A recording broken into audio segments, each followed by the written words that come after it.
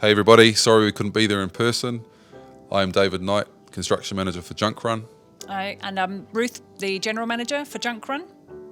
We've been really proud to be involved with Nigel Benton's Zero Waste project in Terri-Ann. And of course the Unitex staff, Dr. Terri-Ann. So we hope you enjoy this video that we've put together that shows you the progress on the site and just shows you what can actually be achieved. It's not as hard as you think to actually get this kind of site happening. It just really starts with a consciousness and a wanting of reducing waste and not sending it to landfill. All that's happening at the moment is landfills are filling up, and you'll see from Nigel's project that you can easily achieve a very positive outcome. So if any of you have any questions about how to start a zero waste building site, feel free to contact either one of us. You can have a look at junkrun.co.nz or ring us on 021 586 544.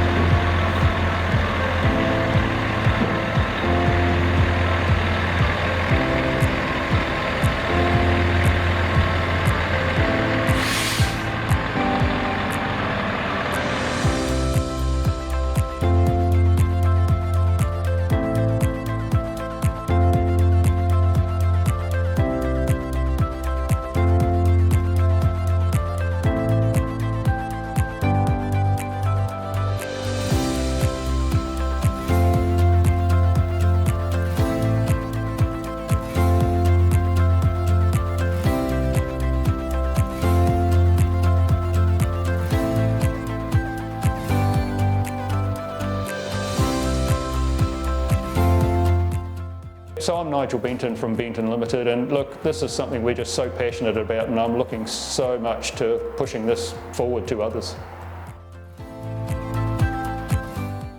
Look, the project's gone really well. And we're very excited by what we've done. A few issues with some of the subcontractors dumping the wrong product in the wrong bags, but it's just education.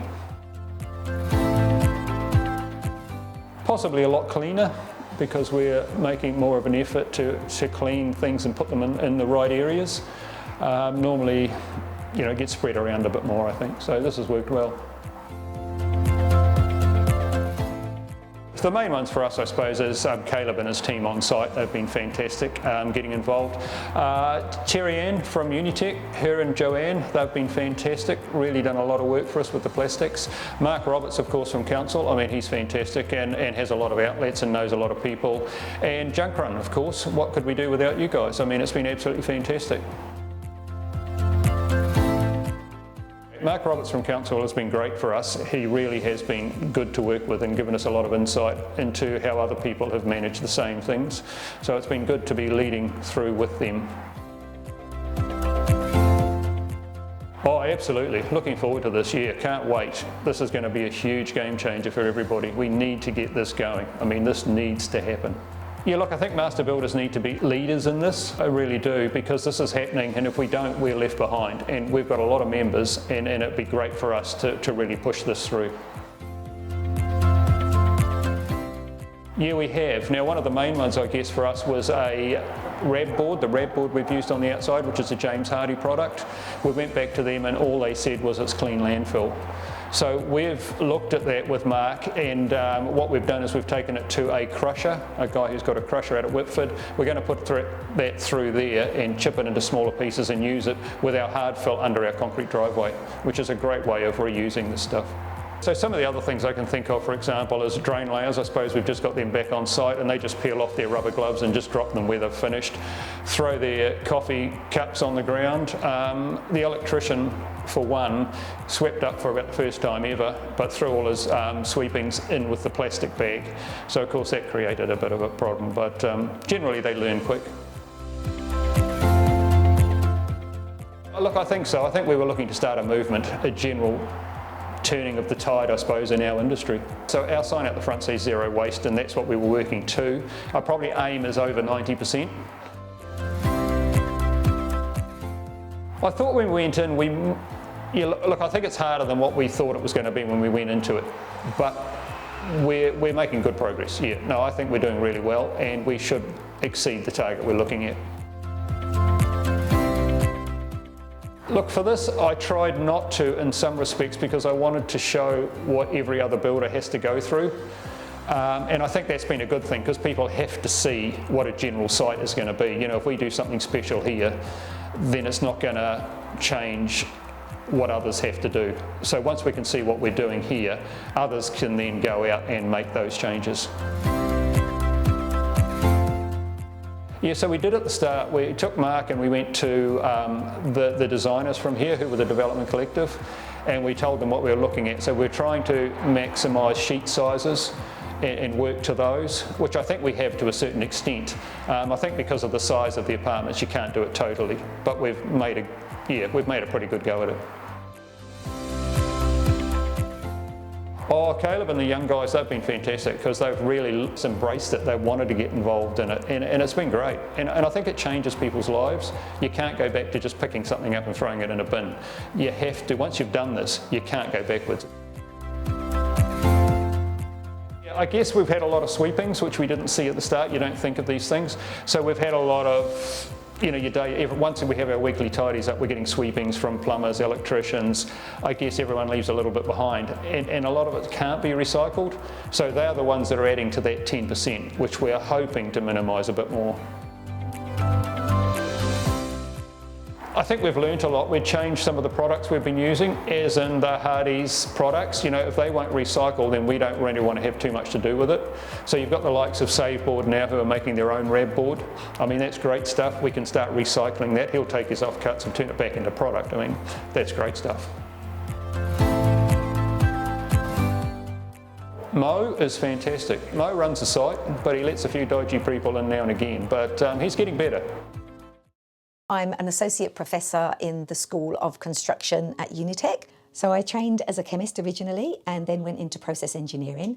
I worked for 10 years in the UK in the water industry, and then I came to New Zealand with my family and I started teaching at Unitec.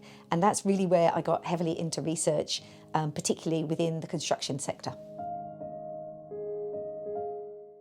I'm also director of a research centre called Environmental Solutions Research Centre, and what we do is try to find solutions for environmental problems for community and industry. It was created in 2019 and we look at issues around waste and pollution. I have the most incredible team. So we have Joanne Lowe, who is our research associate. She is our project lead for waste research and is really passionate about the waste industry. Herman Hernandez is our mathematician who looks after our data for us. Yanina Purcell is our amazing administrator who keeps us all in charge. And then Shannon Wallace is another associate who also works on the waste projects, but very much involved in asbestos and hazardous wastes.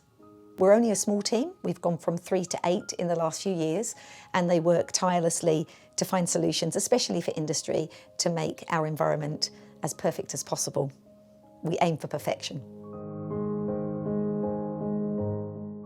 Claude Monet once said that he would advise you to paint as many pictures as possible and as often as possible, and never be afraid to paint bad pictures. And I think that's something that applies to this industry too. At the end of the day, we don't have all the answers and we won't always get it right first time, but that shouldn't stop us from trying again. So the Zero Waste project is very close to my heart. I've always been very concerned about the amount of waste that goes to landfill, both from communities and industry. And with my students, we started to look at C&D waste from active construction sites back in 2013. Since then, we've had a really long journey looking at all sorts of construction waste, both hazardous and non-hazardous. And our last few years, we've been looking specifically at plastic waste and looking at options for reuse, recycle, and even better, refuse. It was actually Mark Roberts from Auckland Council. He introduced me to Nigel, and Nigel was just this incredible, passionate guy who was really keen to do something different. And so we decided that we'd work together on this one. So at Nigel's site, he had these amazing aims to achieve 90% waste diversion. So working in collaboration with Junk Run and also with the assistance of Auckland Council, we've been involved by helping with the signage and training the site staff to actually separate their wastes out. They've been separating the plastics into 2 main components, which are hard plastics in the form of pipework and then soft packaging. And then we collect every single piece of plastic that leaves site. We weigh it, we measure it, we analyse it and find out what type of plastic it is and what it's been used for. And then we really look at two options. Can we go back to the supplier and find a way to phase out the use of this particular product if it's not essential? And if we can't, and it is essential, is there any way that perhaps the supplier might take back any of the excess? And then the other option, of course, is to go down to the reuse or recycling side. Can it be recycled anywhere, or can it be reused in another component? So there are things like offcuts and surplus, and in particular, products like high-density polyethylene and some PVC as well. There's a lot of polystyrene, we're all aware of that, and that's also something that we need to deal with, but really surprised about the construction components. Well, somewhat surprisingly, it's not just all about packaging. In actual fact, we found that a lot of the waste that was coming from construction sites was actually due to construction components that were made of plastic. What we found when we carried out our waste audits was that 77% of the plastic that was produced on site was actually polyethylene, and about 19% came from PVC, with small amounts contributed from polypropylene and other plastics. We're a fairly immature country in terms of recycling capability, but I do think it is changing. I think it's important that we draw on some of the innovations around material use and recycling. That's an important part. And the other part is connecting up with some of the big waste producers. So being connected with the C&D sector is really important because that sector does produce a lot of waste. But now that they're beginning to get on board and they have the passion to drive this forward, I think that's really important. We are getting there.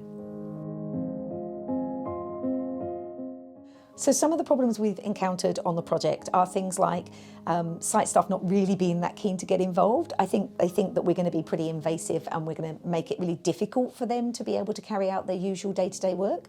We've got things as well like different languages. So one of our sites was Mandarin speaking only, and that was a real challenge for us. So translating all of the signage into Mandarin was something we hadn't had to do before, but it was a great eye-opener. Learning a bit about different cultures was also a real, not really a problem, it was really interesting, but it was definitely something we hadn't thought about. So there's some of the problems that we've had. So we estimate that there's about 25,000 tonnes of plastic waste going to landfill in Auckland alone, and that's a huge volume. We really do need to do something about that. We need to get people on board. We need to get people passionate about their environment and passionate about doing something better with their wastes. We need them to see waste as a valuable resource and not as something that goes to landfill. And if we don't do something about this, it's only going to get worse as we build more and more in our country.